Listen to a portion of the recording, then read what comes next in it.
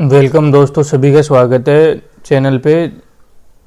हमने जो AMRS के लिए चला रखी थी सीरीज, उसके अंदर AMRS में 10 नंबर का कंप्यूटर है, तो वो कंप्यूटर के देख लेते हैं। कंप्यूटर के क्वेश्चन करवा देता हूँ मैं आपको, जिससे कि आपको आइडिया भी हो जाएगा। और बहुत बढ़िया क्वेश्चन है, कम से कम भी 500 से 1000 क्वेश्चन करवा दूंगा, तो 10 में से 8 से 9 नंबर तो आ ही जाएंगे आसानी से। इतने नंबर ले ही आओगे, 8 या 9 नंबर आराम से ले लोगे अगर ये क्वेश्चन कर लोगे। तो 10 के 10 भी हो सकते हैं अगर थोड़ी बहुत नॉलेज ले रखी है आपको नॉलेज है तो पहला क्वेश्चन स्टार्ट करते हैं। कंप्यूटर में भेजे जाने वाले डेटा को क्या कहते हैं? जो कंप्यूटर में डेटा जो भी एंटर करते हैं उसको क्या बोलते हैं? इनपुट बोलते हैं। थोड़ा जूम कर देता हूँ मैं इसको, अभी सबको सही दिख रहा होगा। कहाँ चला गया, किस साइड? ये रहा। कंप्यूटर के 4 मुख्य कार्य। कंप्यूटर क्या क्या कार्य करता है? पहला तो करेगा इनपुट, सबको पता है। इनपुट के बाद में क्या करेगा? ये यहाँ से वो ले लेते हैं, एक बार पॉइंटर ले लेते हैं। पेन नहीं आ रहा क्या?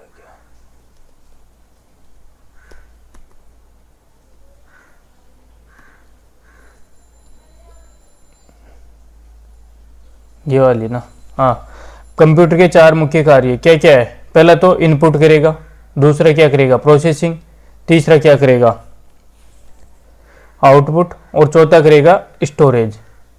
तो इनपुट, IO, फिर प्रोसेसिंग करेगा IPOS। कंप्यूटर निम्नलिखित में से कौन सा कार्य नहीं करता है? कौन सा कार्य नहीं करता है कंप्यूटर? कंप्यूटर प्रोसेसिंग भी करता है, कंट्रोलिंग भी करता है। जैसे मान लो कहीं पे लगा दिया, कोई मशीन लगा दी, तो बैरियर लगा दिया, बूम बैरियर है, तो बूम बैरियर है, तो वो जब तक उसमें से कंप्यूटराइज्ड है, तो कंप्यूटर से ऑन नहीं, उसको कमांड नहीं करेंगे तब तक वो ओपन नहीं होगा। इनपुट तो करता ही है, लेकिन अंडरस्टैंडिंग है क्या? कंप्यूटर के पास में कोई अंडरस्टैंडिंग नहीं है, तो इसका आ जाएगा तीसरे का 3। किसी बाहरी स्रोत से आती है और कंप्यूटर सॉफ्टवेयर में फीड की जाती है। कोई भी चीज़ के लिए बात कर रहा है, कुछ बोल रहा है, उस सूचना को क्या कहते हैं? तो इनपुट कहते हैं। जो बाहरी सोर्स से आती है और हम जो एंटर करते हैं उसको क्या बोलते हैं? इनपुट बोलते हैं। उसके बाद में सूचना तैयार करने के लिए डाटा का प्रयोग किया जाता है। जो सूचना तैयार की जाती है अपने द्वारा, उस डेटा का प्रयोग किसमें किया जाता है? प्रोसेसिंग में। उसके बाद में आउटपुट है, जो प्रोसेसर यूजर से प्राप्त की जाती है, जो प्रोसेसर यूजर को प्रदान की जाती है, जो प्रोसेसर यूजर द्वारा प्रोसेसर को प्रदान की जाती है। तो ये तो हो गया इनपुट। उसके बाद में जो प्रोसेसर यूजर को प्रदान की जाती है, तो जो प्रोसेसर यूजर से प्रदान की जाती है वो क्या होगी? आउटपुट। यूजर को दे रहा है तो आउटपुट हो गया। उसके बाद में आ गया जो प्रोसेसर यूजर से प्राप्त की जाती है, ये क्या है? इनपुट है। उसके बाद में निम्नलिखित में से कौन सी कंप्यूटर की विशेषता है? तीव्र गति, फास्ट काम करता है, त्रुटि रहित काम, गोपनीयता। तो ये चारों है इसकी। फिर कच्चे रहते रो पैकेट्स बताता है, जबकि से डाटा अर्थपूर्ण बन जाता है। पहले तो क्या रहेगा? डेटा रहेगा। अगर मैं उसको प्रोसेस करके एक सूचना के तौर पे बना दूं तो वो क्या बन जाएगा? डाटा सूचना में बन जाएगा। तो 8वें में क्या रहेगा? 2 रहेगा। कंप्यूटर चलाने के लिए उपयोग किया जाने वाला डाटा या सूचना कहलाती है। डाटा या सूचना क्या कहलाती है? कंप्यूटर चलाने के लिए उपयोग किए जाने वाले डाटा या सूचना कहलाती है। इसमें क्या आएगा अपने पास में? इनमें से कोई नहीं, क्योंकि वो तो क्या होती है? इंफॉर्मेशन। कंप्यूटर में सूचना को इनपुट करते हैं तो निम्न में से क्या बनता है? जब सूचना इनपुट करते हैं उसमें से तो क्या बनता है अपने पास में? क्या बन के तैयार होता है? डेटा। तो इसमें आ जाएगा डेटा। नॉन न्यूमेरिक डेटा का उदाहरण है कर्मचारी का name, test score. Test score numeric में आता है, बैंक अकाउंट नंबर न्यूमेरिक में है, लेकिन कर्मचारी का नेम तो ABCD में है, तो ये कर्मचारी का नाम। निम्नलिखित चक्रों में से इनपुट, प्रोसेसिंग, आउटपुट और स्टोरेज के रूप में इसके घटक शामिल है। ये बोल रहा है चक्रों में से इनपुट कर रहा है, प्रोसेसिंग कर रहा है, आउटपुट कर रहा है, स्टोरेज कर रहा है। तो इसके घटक शामिल है। किस में शामिल है? ये डेटा के अंदर। डेटा में सबसे पहले इनपुट करेंगे, उसके बाद में प्रोसेसिंग करेंगे, फिर आउटपुट करेंगे, फिर स्टोरेज में करेंगे। फिर इसके बाद में बोल रहा है वह डेटा है जिसे एक अर्थपूर्ण फैशन में व्यवस्थित और प्रस्तुत किया गया है। तो ये क्या है? इंफॉर्मेशन। डेटा तो रो है, जो भी सोर्स से प्राप्त हुआ वो तो डेटा हो गया। अगर मैं उसको प्रोसेस कर देता हूं तो वो क्या होता है? इंफॉर्मेशन। डेटा को प्रोसेस करने के लिए आवश्यक चरणों और कार्यों जैसे कि प्रश्नों के जवाब या किसी आइकन पर क्लिक करना कहलाता है। क्या कहलाता है? ये इंस्ट्रक्शन। क्या आएगा इसका? इंस्ट्रक्शन। प्रथम गणना करने वाला यंत्र अबेकस का आविष्कार चीन में। पहली मैकेनिकल एडिंग मशीन जिसमें जोड़ या आगे कट गया जोड़ था, जिसमें जोड़ था। एडिंग वाली मशीन कौन सी थी? Pascal line. उस फ्रांसीसी का क्या नाम था जिसने वस्त्र बनाने वाली मशीन के डिजाइन से पंचकार्ड मशीन बनाई? पंचकार्ड किसने बनाया? पंचकार्ड का कौन है निर्माता? Joseph Jaccard. पंचकार्ड को अन्य किस नाम से जाना जाता है? पंचकार्ड को किस नाम से जाना जाता है अन्य? होलरिथ कार्ड। ये वाला याद रख लेना, ये वाला याद रख लेना। चार्ल्स बेबेज द्वारा निर्मित एनालिटिक इंजन है मैकेनिकल। किसने पहला यांत्रिक कंप्यूटर बनाया जो भविष्य के कंप्यूटर के लिए प्रतिकृति सिद्ध हुआ? कौन था पहला कंप्यूटर बनाने वाला जो भविष्य के लिए सिद्ध हुआ? चार्ल्स बेबेज, क्योंकि जनक है ये। इनियक का क्या नाम है? Electronic numerical integrator and calculator. इसके बाद में सर्वप्रथम इलेक्ट्रॉनिक कंप्यूटर इनियक किसने डिजाइन किया? तो दो थे उसमें जो इनियक डिजाइन किए, जे प्रेस्पर एकर्ट और जॉन मैचली। निम्न में से किसने प्रोग्राम के साथ साथ डेटा को स्टोर करने वाली मेमोरी के साथ electronic discrete variable automatic computer EDVAC, ये एडवेक की फुल फॉर्म है, electronic discrete variable automatic computer को निर्मित किया गया था। तो किसने किया था एडवेक का निर्माण? एडवेक का निर्माण किया था जॉन वॉन न्यूमैन ने। एडचेक का आविष्कार किसने किया? एडचेक का आविष्कार किया मॉरिस किल्कस ने। प्रथम पीडीए कंप्यूटर्स में किसका उपयोग किया जाता था? सोर्स कोड का। सोर्स कोड नहीं, मशीन लैंग्वेज आई थी पहले। कंप्यूटर की पहली पीढ़ी में कौन सी डिवाइस प्रयोग होती थी? पहली में कौन सा था? Vacuum tube. द्वितीय पीढ़ी कंप्यूटर में प्राय प्रयोग होता था। द्वितीय पीढ़ी में क्या आया था? ट्रांजिस्टर। उसके बाद में द्वितीय पीढ़ी के कंप्यूटर के ये सेकेंड जनरेशन कब से कब तक चली? तो इसके अंदर आ जाएगा 57 से 62। तृतीय पीढ़ी के कंप्यूटर का कार्यकाल कितना था? थर्ड जनरेशन कब से कब तक चली? 63 से 72। 2 हो गया। तृतीय पीढ़ी के कंप्यूटर किसके द्वारा बनाए गए? जो थर्ड जनरेशन थी वो किसके द्वारा किया था? इसके अंदर आईसी आ गई थी इसके अंदर। तृतीय पीढ़ी के कंप्यूटर्स में प्रयोग होने वाली भाषा कौन सी थी? तो कोबोल थी, सबसे पहले कोबोल ही आई थी। स्विचों की हजारों से चिप्स बनती है, हजारों ट्रांजिस्टर। आईसी बना है ट्रांजिस्टर से।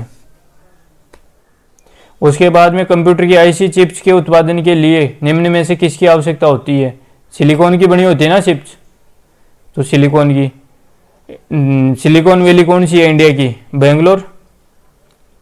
बीएलआर को क्या कहते हैं? Silicon valley. Integrated circuit chip का विकास किसने किया? चिप किसने बनाई सबसे पहले? चिप बनाई है यहाँ पे सीवी रमन तो नहीं होगा, रॉबर्ट नायक, चार्ल्स बेबेज भी नहीं होगा। 2 बच गए मेरे पास में, रॉबर्ट नायक, जेएस किल्बी। तो अपन ने क्या पढ़ रखा पहले? किल्बी, तो किल्बी होगा। इलेक्ट्रॉनिक्स में आईसी का इंटीग्रेटेड सर्किट, ये इंडिपेंडेंट नहीं है, इंटीग्रेटेड, ये ध्यान से देखना इसमें। इंटीग्रेटेड सर्किट या आईसी का उपयोग कंप्यूटर की किस पीढ़ी में? थर्ड में आया था ना आईसी, पांचवी पीढ़ी में भी हो रहा है आईसी तो 5वीं में आ रहा है, 5वीं में नहीं, थर्ड में चल रहा है। 5वीं में तो प्रोसेसर आ गया ना, इसमें थर्ड आएगा। उसके बाद में माइक्रो प्रोसेसर की शुरुआत किस पीढ़ी में हुई? तो चतुर्थ पीढ़ी में आएगा। माइक्रो प्रोसेसर आईसी के बाद में है। 5वीं पीढ़ी के कंप्यूटर की कृत्रिम बुद्धि है, माइक्रो प्रोसेसर है, बहुत कम कीमत है, घर घर में उपयोग है, विशेषता है। तो इसके अंदर आ गया 5वीं पीढ़ी के अंदर क्या विशेषता है, AI आ गया ना अभी, तो AI है इसका, आर्टिफिशियल इंटेलिजेंस। 5वीं पीढ़ी है, कंप्यूटर के पास नहीं है, स्पीच रिकॉग्नाइजेशन, आर्टिफिशियल AI, उसके बाद में very large scale integration, vacuum tube. तो वैक्यूम ट्यूब तो फर्स्ट में था, तो वैक्यूम ट्यूब हो गया। पर्सनल कंप्यूटर किस श्रेणी के कंप्यूटर से संबंधित है? पर्सनल कंप्यूटर कौन से आते हैं? Mini, main frame, super, micro. तो पर्सनल कौन से वाले आते हैं? माइक्रो कंप्यूटर होते हैं। एक पर्सनल कंप्यूटर को किसी व्यक्ति की सभी कंप्यूटिंग, ये व्यक्ति का आएगा पर्सनल जहाँ गया। कौन सा छोटा है? माइक्रो प्रोसेसर आधारित कंप्यूटर है जो एक समय में एक व्यक्ति द्वारा प्रयोग में लाया जाता है, पर्सनल कंप्यूटर। माइक्रो कंप्यूटर को भी कहते हैं computer on A, micro computer होता है उसको क्या बोलते हैं? Computer on a chip. ऐसे कंप्यूटर जो पोर्टेबल होते हैं और यात्रा करने वालों के लिए कौन से होते हैं? लैपटॉप। उसके बाद में किसे पोर्टेबल कंप्यूटर माना जा सकता है? Mini computer, main frame computer, PDA, work station. तो इसके अंदर आ जाएगा अपना 3 PDA। कौन सा डिवाइस उपकरण हैंडहेल्ड ऑपरेटिंग सिस्टम का इस्तेमाल करता है? हैंडहेल्ड ऑपरेटिंग सिस्टम कौन यूज करता है? PDA। कई घरेलू उपकरणों में निर्मित छोटे और सस्ते कंप्यूटर किस प्रकार के होते हैं? जो सस्ते और छोटे होते हैं वो किस प्रकार के होते हैं? तो ये आएगा माइक्रो कंप्यूटर ही होता है घरों में, पर्सनल भी माइक्रो ही होता है। Desktop computer, laptop computer, tablet और स्मार्टफोन विभिन्न प्रकार के माइक्रो कंप्यूटर। उसके बाद निम्नलिखित में किस प्रकार का कंप्यूटर डिजिटल घड़ी में पाया जाता है? डिजिटल घड़ी में कौन सा? एनालॉग होता है, एम्बेडेड होता है, मेन फ्रेम होता है, सुपर होता है, मिनी होता है, नोटबुक होता है। तो कौन सा होता है जो डिजिटल घड़ी में? तो एम्बेडेड होता है, उसके अंदर ही होता है। निम्नलिखित में कौन सा सबसे तेज और सबसे छोटा कंप्यूटर है जो मस्तिष्क की तरह कार्य करता है? मस्तिष्क की तरह जो आदमी के दिमाग की तरह काम करता है वो कौन सा है? Quantum computer. अत्यधिक सूक्ष्म स्तर पर डिवाइसों का निर्माण करने हेतु नैनो ट्रवर्स के प्रयोग पर विचार करता है।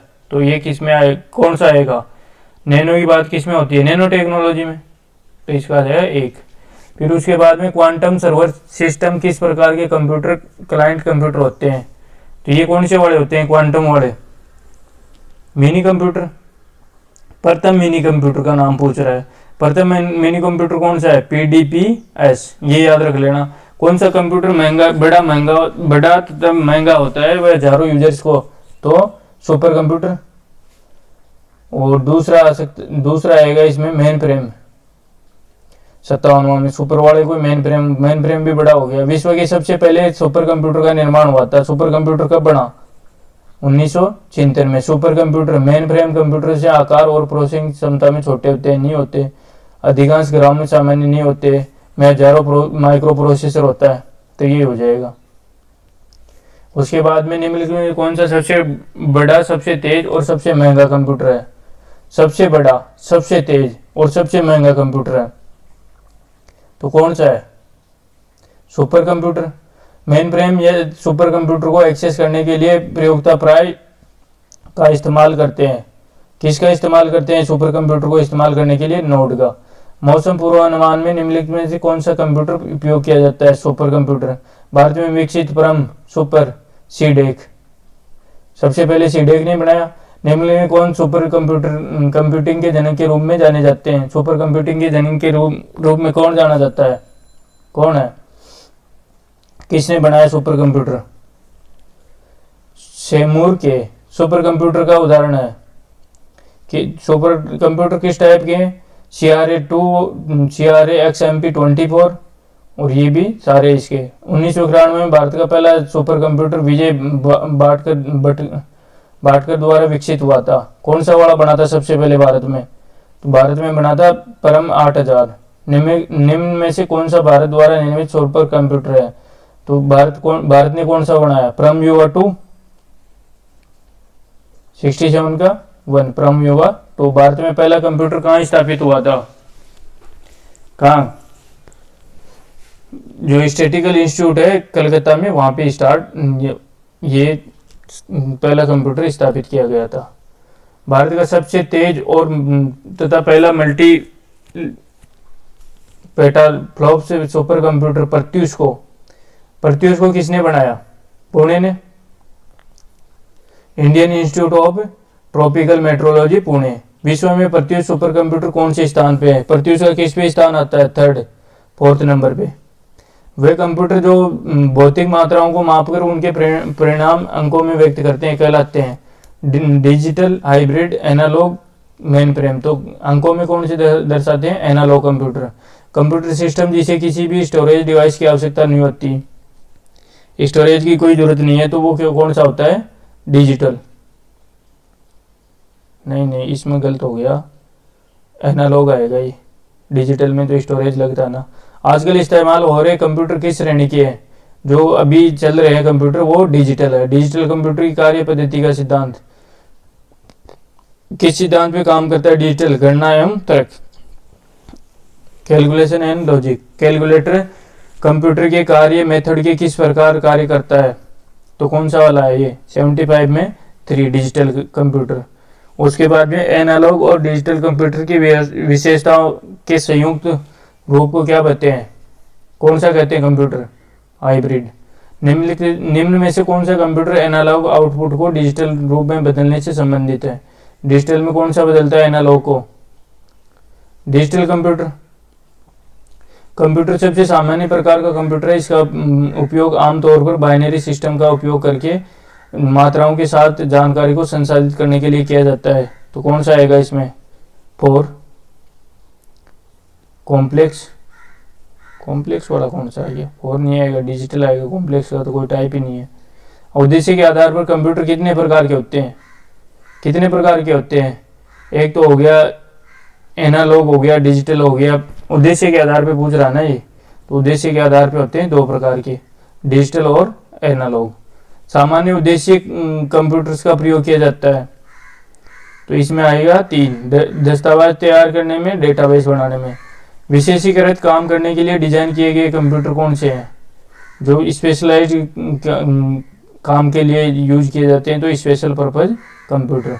81 क्वेश्चन करवा दिए दोस्तों मैंने, और बाकी धीरे धीरे लगभग 1000 के आसपास क्वेश्चन करवा देंगे, तो आईसीटी कंप्लीट हो जाएगा, पूरा कवर हो जाएगा। ओके, थैंक यू दोस्तों, तैयारी करते रहो, एग्ज़ाम तो हो ही जाएगा।